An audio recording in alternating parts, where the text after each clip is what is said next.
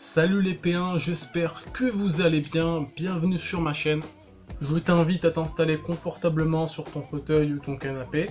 On va faire aujourd'hui une partie de cours de chimie organique qui va concerner aujourd'hui les configurations absolues R et S. N'hésite pas à t'abonner car la suite va arriver très rapidement dans la prochaine vidéo. C'est parti. Alors, avant de commencer, je vais vous donner des règles de base qu'il faudra essayer de comprendre. C'est parti. Alors, la loi de Kram, c'est un monsieur qui a en gros donné certaines formes spéciales aux molécules en fait, dans l'espace. C'est une règle dans l'espace. En gros, quand vous voyez un élément comme ceci qui raccorde deux atomes, c'est que on est en avant lorsqu'on a un triangle plein. Lorsque c'est en pointillé, la molécule se trouve en arrière, et lorsque c'est un trait droit, la molécule est dans le plan. Donc maintenant, ce que je vais vous montrer, c'est le cours. Vous êtes comme moi, je pense, quand vous avez attaqué la chimie orga, vous vous posez pas mal de questions et vous vous dites comment je vais faire pour pouvoir m'en sortir, parce que moi j'ai compris les configurations RS en doublant. En primant, je comprenais rien à ça. Donc je vais vous expliquer comment moi j'ai réussi à comprendre et les règles de base qu'il faut utiliser pour pouvoir répondre aux questions. Et on va faire une question type concours ensemble. Et je vais vous expliquer doucement pour que vous cessiez de comprendre et pour vraiment que vous réussissiez ensuite à vous entraîner tout seul. Et voilà. Donc c'est parti. Le cours, en fait, si on regarde bien, on a un atome de carbone ici. Cet atome de carbone qui est là est relié à trois autres éléments. Alors on va pas détailler, j'ai mis un élément X ici, un élément Y ici, un élément Z. Et avec un hydrogène. Alors il faut savoir que de base, un carbone, il doit être relié à 4 éléments. Pourquoi? Parce que tout simplement, un carbone possède 4 électrons autour de lui, donc il doit être relié à 4 éléments autour de lui. Je vais vous l'écrire. Tac, il a un point là, un là, un là, un là. Ces éléments-là s'appellent des électrons, et donc il va pouvoir se lier tout simplement à 4 autres éléments de part et d'autre. Donc c'est pour cela que ici on a, hop, 4 éléments autour du carbone.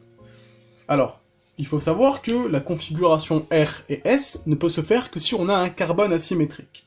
Ça veut dire quoi un carbone asymétrique? Un carbone asymétrique, c'est tout simplement un carbone qui possède autour de lui 4 groupements différents. Par exemple,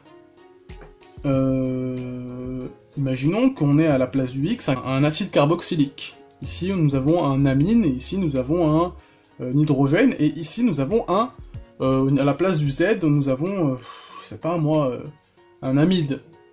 En gros, 4 groupements différents. Donc à ce niveau-là, on pourra dire qu'on a affaire à un carbone asymétrique, et on pourra également dire donc qu'on aura affaire à une configuration R ou S en fonction de notre carbone. Donc voilà. Alors ici je vous ai dessiné 2 cas si on est tout simplement dans le cadre d'un hydrogène en arrière. Si on a un hydrogène en arrière, ce qu'on fait, c'est qu'on va tout simplement se dire que on est dans un cas normal. On va donc vouloir voir par ordre de priorité quels sont les éléments les plus prioritaires. Alors pour ça, il faut se baser sur le tableau périodique que je vais vous montrer à l'instant. Alors, en gros, plus l'élément est volumineux, plus l'élément est gros dans le tableau périodique, et plus ce dernier sera prioritaire. Par exemple, dans le tableau périodique, nous voyons que si nous comparons par exemple le brome qui est en position 35 et l'oxygène qui est en position 8 ici, le brome est beaucoup plus volumineux et par rapport à l'oxygène. Ici, c'est comme si nous aurions eu par exemple en position numéro 1, par ordre de priorité, le brome, puis ensuite l'oxygène. Parce que le brome est supérieur par rapport à l'oxygène. Imaginons que, ici, nous avons un X, c'est le brome, et Y, c'est tout simplement le oxygène. Donc voilà. Le A, c'est le brome, le B, c'est l'oxygène, le C, on dirait un autre carbone, on s'en fout, voilà. Et le D, c'est l'hydrogène. L'hydrogène, si on regarde dans le tableau périodique, c'est le plus petit. Donc automatiquement, c'est le dernier. Et donc, grâce à ça, on va pouvoir tout simplement voir l'ordre. En gros, on va voir dans quel sens ça va tourner. Et quand on regarde dans quel sens ça va tourner, eh bien, ici on voit que ça tourne dans ce sens-là. Alors quand ça tourne dans ce sens-là, alors c'est dans le sens contraire des aiguilles d'une montre, eh bien c'est S. Moi j'ai une astuce pour retenir, je retiens pas par cœur, mais j'ai une astuce pour retenir. Vous suivez la ligne de la flèche. Vous suivez le sens de la flèche. Regardez ma main. Vous voyez? Tac, tac. Et quand vous continuez, ça fait comme un S. Bref. Si ça tourne dans ce sens-là, c'est un S. Si ça tourne dans le sens inverse, c'est du R. Voilà. Ça, c'est si nous avons un hydrogène qui se trouve en arrière. Si nous avons en gros le dernier élément, D, qui se trouve en arrière. Maintenant, règle assez simple, juste en dessous. Hop, voilà. Si maintenant nous allons avoir l'hydrogène ou le dernier élément D qui se trouve en avant, c'est très simple. Exemple, prenons celui-là et pas celui-là. Donc, on va voir ce que ça donne. Alors en gros, on recompte exactement le même élément. Enfin, c'est la même chose. Je ne sais pas si vous voyez, mais l'élément qui est là, et là, avec tous les éléments, c'est pareil. À une exception, l'hydrogène qui est ici, c'est un hydrogène qui est en avant. Alors, en gros, ce qu'on fait, c'est qu'on fait la configuration normale, c'est-à-dire que on voit que ça tourne dans le sens inverse des aiguilles d'une montre, ici. On sait donc que c'est du S, mais vu que l'hydrogène est en avant, on va donc inverser la configuration et donc dire qu'au lieu que ce soit du S, c'est du R. Très important, je vous laisse la feuille ici, comme ça vous allez avoir le temps de la visualiser.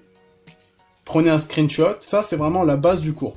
Après, il y a un autre exemple dans le cours, j'ai pas envie de le mettre, cet exemple dans mon cours, car c'est un exemple qui ne tombe jamais en QCM. En gros, c'est les deux cas généralement dans notre faculté qui tombent à chaque fois. C'est pas très compliqué à comprendre, mais il faut s'entraîner. J'espère que j'ai bien réussi à vous expliquer cette partie cours. J'espère que cette vidéo vous aura plu. Et donc, si vous avez aimé cette vidéo, je vous invite à vous abonner en cliquant sur ma tête juste ici. Hop, ça va apparaître. Voilà, juste là. Sur ce, je vous dis à la prochaine. Ciao!